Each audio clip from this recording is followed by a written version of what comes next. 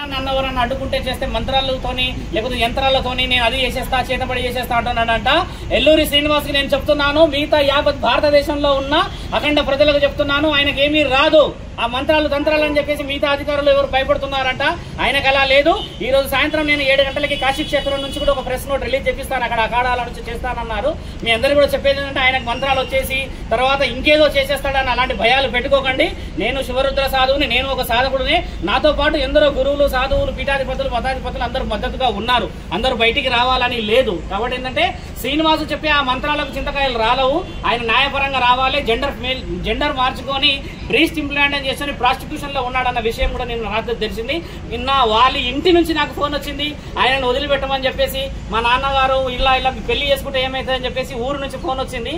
ఆయన గారు ఏదైనా కౌంటర్ ఇస్తే డైరెక్ట్ గా హైదరాబాద్ కు ఈ రోజు మేము కమిషనర్ దగ్గర కాల్ చేశాము, ఇక్కడ వచ్చాము. ఈ విధంగా ముందుకు రావాలి, ఈ విధంగా మాట్లాడితేనే ధర్మం ఉంటుంది. కానీ ఎక్కడో వెళ్ళి నువ్వు పెళ్లి చేసేసుకొని ఇక నా పెళ్లి అయిపోయింది, పొద్దున నేను తాళి కట్టలేడు అంటే రాత్రి వెళ్ళి తాళి కట్టిండు. అలాంటి పెళ్లి చుట్టుపక్కల చూడండి. ఆయన గారు ఏదో పెద్ద చేసేస్తాడని అంటే అడవిలోకి వెళ్ళేసి అనామకులైన మనుషుల మధ్యలో చేరేసి ఒక పెళ్లి వీడియో పెట్టిండు. పురుషాంగం లేని నీకు పెళ్లి అవుతుంది, ఆ పెళ్లికి విలువ లేదని తెలుసు. శాసన గ్రంథాల్లో లీగల్ గా కూడా ఉంది.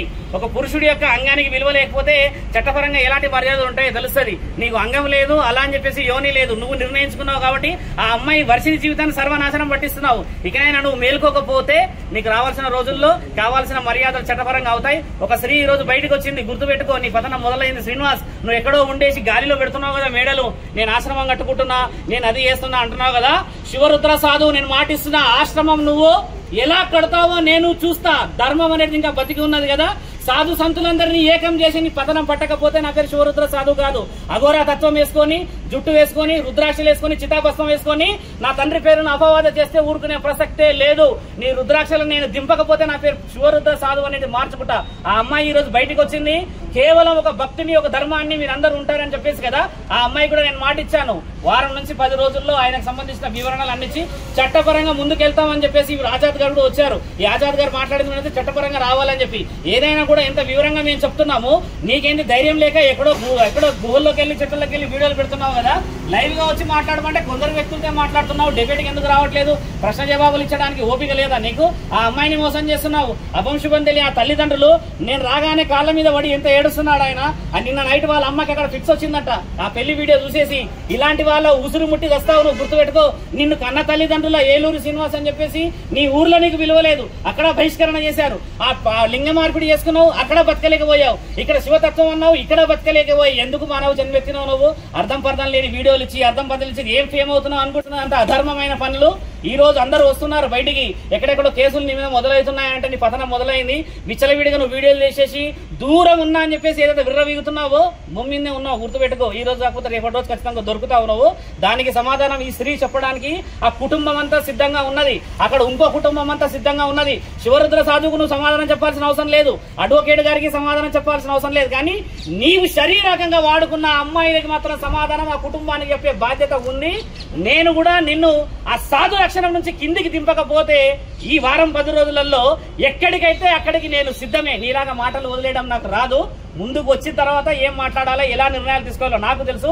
చట్టపరంగా పోతాను కాబట్టి నేను సాధువునయ్యాను. నువ్వు అఘోరి అని పేరు పెట్టుకుంటున్నావు కదా, అసలైన అఘోరాలు వస్తున్నారు. వచ్చినప్పుడు వాళ్ళ చేతుల నీకు గుండు గీపియకపోతే, నేను చెప్తున్నా కదా, ఈ సనాతన ధర్మాన్ని గెలిపియకపోతే నేను నా తండ్రి పరమశివుడి మీద అనేది చెప్తున్నా. నీ పతనం మొదలైంది శ్రీనివాస్. ఆ అమ్మతో కూడా మీరందరూ మీడియా వాళ్ళు లీగల్ గా మాట్లాడండి, లీగల్ గా చేయండి. అమ్మాయిని కాపాడే బాధ్యత అందరి మీద ఉన్నది.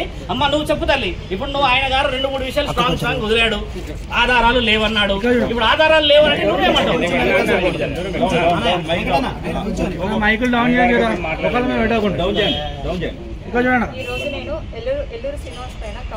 అంత అధర్మమైన పనులు.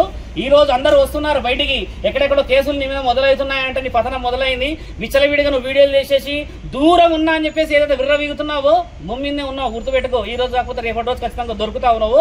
దానికి సమాధానం ఈ స్త్రీ చెప్పడానికి ఆ కుటుంబం అంతా సిద్ధంగా ఉన్నది, అక్కడ ఇంకో కుటుంబం అంతా సిద్ధంగా ఉన్నది. శివరుద్ర సాధువుకు నువ్వు సమాధానం చెప్పాల్సిన అవసరం లేదు, అడ్వకేట్ గారికి సమాధానం చెప్పాల్సిన అవసరం లేదు. కానీ నీవు శరీరకంగా వాడుకున్న అమ్మాయిలకి మాత్రం మాత్రం సమాధానం ఆ కుటుంబానికి చెప్పే బాధ్యత ఉంది.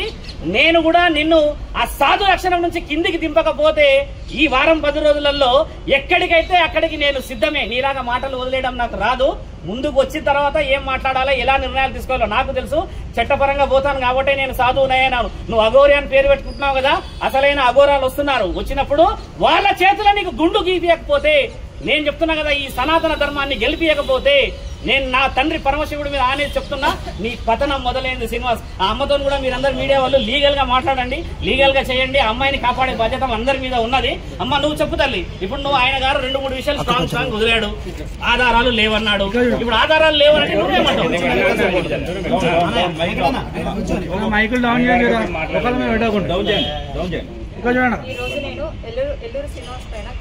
నన్నెవరన్నా అడ్డుకుంటే చేస్తే మంత్రాలతోని లేకపోతే యంత్రాలతోని నేను అది చేసేస్తా, చేతబడి చేసేస్తా అంటున్నాడంట. ఎల్లూరి శ్రీనివాస్ కి నేను చెప్తున్నాను, మిగతా యావత్ భారతదేశంలో ఉన్న అఖండ ప్రజలకు చెప్తున్నాను, ఆయనకి ఏమీ రాదు. ఆ మంత్రాలు తంత్రాలు అని చెప్పేసి మిగతా అధికారులు ఎవరు భయపడుతున్నారంట. ఆయనకు అలా లేదు. ఈ రోజు సాయంత్రం నేను 7 గంటలకి కాశీ క్షేత్రం నుంచి కూడా ఒక ప్రెస్ నోట్ రిలీజ్ చేపిస్తాను. అక్కడ అఖాడాల నుంచి చేస్తానన్నారు. మీ అందరికీ కూడా చెప్పేది ఏంటంటే, ఆయనకు మంత్రాలు వచ్చేసి తర్వాత ఇంకేదో చేసేస్తాడని అలాంటి భయాలు పెట్టుకోకండి. నేను శివరుద్ర సాధువుని, నేను ఒక సాధకుడిని. నాతో పాటు ఎందరో గురువులు, సాధువులు, పీఠాధిపతులు, మతాధిపతులు అందరూ మద్దతుగా ఉన్నారు. అందరూ బయటికి రావాలని లేదు. కాబట్టి ఏంటంటే, శ్రీనివాసు చెప్పే ఆ మంత్రాలకు చింతకాయలు రాలవు. ఆయన న్యాయపరంగా రావాలి. జెండర్ మార్చుకొని బ్రీస్ట్ ఇంప్లాంట్ చేసి ప్రాస్టిట్యూషన్ లో ఉన్నాడన్న విషయం కూడా నేను నాకు తెలిసింది. నిన్న వాళ్ళ ఇంటి నుంచి నాకు ఫోన్ వచ్చింది, ఆయనను వదిలిపెట్టమని చెప్పేసి. మా నాన్నగారు ఇలా పెళ్లి చేసుకుంటే ఏమైతుందని చెప్పేసి ఊరు నుంచి ఫోన్ వచ్చింది. ఆయన గారు ఏదైనా కౌంటర్ ఇస్తే డైరెక్ట్ గా హైదరాబాద్ కు ఈ రోజు మేము కమిషనర్ దగ్గర కాల్ చేసాము, ఇక్కడ వచ్చాము. ఈ విధంగా ముందుకు రావాలి, ఈ విధంగా మాట్లాడితేనే ధర్మం ఉంటుంది. కానీ ఎక్కడో వెళ్ళి నువ్వు పెళ్లి చేసేసుకొని ఇక నా పెళ్లి అయిపోయింది, పొద్దున నేను తాళి కట్టలేడు అంటే రాత్రి వెళ్ళి తాళి కట్టిండు. అలాంటి పెళ్లి చుట్టుపక్కల చూడండి. ఆయన గారు ఏదో పెద్ద చేసేస్తాడనంటే అడవిలోకి వెళ్ళేసి అనామకులైన మనుషుల మధ్యలో చేరేసి ఒక పెళ్లి వీడియో పెట్టిండు. పురుషాంగం లేని నీకు పెళ్లి అవుతుంది, ఆ పెళ్లికి విలువ లేదని తెలుసు. శాసన గ్రంథాల్లో లీగల్ గా కూడా ఉంది. ఒక పురుషుడి యొక్క అంగానికి విలువ లేకపోతే చట్టపరంగా ఎలాంటి మర్యాదలు ఉంటాయో తెలుస్తుంది. నీకు అంగం లేదు, అలా అని చెప్పేసి యోని లేదు, నువ్వు నిర్ణయించుకున్నావు. కాబట్టి ఆ అమ్మాయి వర్షిని జీవితాన్ని సర్వనాశనం పట్టిస్తున్నావు. ఇకనైనా నువ్వు మేల్కోకపోతే నీకు రావాల్సిన రోజుల్లో కావాల్సిన మర్యాదలు చట్టపరంగా అవుతాయి. ఒక స్త్రీ ఈ రోజు బయటకు వచ్చింది, గుర్తుపెట్టుకో. నీ పతనం మొదలైంది శ్రీనివాస్. నువ్వు ఎక్కడో ఉండేసి గాలిలో పెడుతున్నావు కదా మేడలు, నేను ఆశ్రమం కట్టుకుంటున్నా, నేను అది చేస్తున్నా అంటున్నావు కదా. శివరుద్ర సాధువు నేను మాటిస్తున్నా, ఆశ్రమం నువ్వు ఎలా కడతావో నేను చూస్తా. ధర్మం అనేది ఇంకా బతికి ఉన్నది కదా. సాధు సంతులందరినీ ఏకం చేసి నీ పతనం పట్టకపోతే నా పేరు శివరుద్ర సాధువు కాదు. అఘోరా తత్వం వేసుకొని, జుట్టు వేసుకొని, రుద్రాక్షలు వేసుకొని, చితాభస్మం వేసుకొని నా తండ్రి పేరును అపవాద చేస్తే ఊరుకునే ప్రసక్తే లేదు. నీ రుద్రాక్షలను నేను దింపకపోతే నా పేరు శివరుద్ర సాధువు అనేది మార్చుకుంటా. ఆ అమ్మాయి ఈ రోజు బయటకు వచ్చింది, కేవలం ఒక భక్తిని, ఒక ధర్మాన్ని మీరందరూ ఉంటారని చెప్పేసి కదా.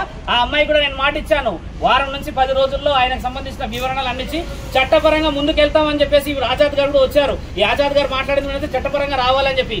ఏదైనా కూడా ఎంత వివరంగా మేము చెప్తున్నాము, నీకేంటి ధైర్యం లేక ఎక్కడో గుహల్లోకి వెళ్ళి చెట్లలోకి వెళ్ళి వీడియోలు పెడుతున్నావు కదా.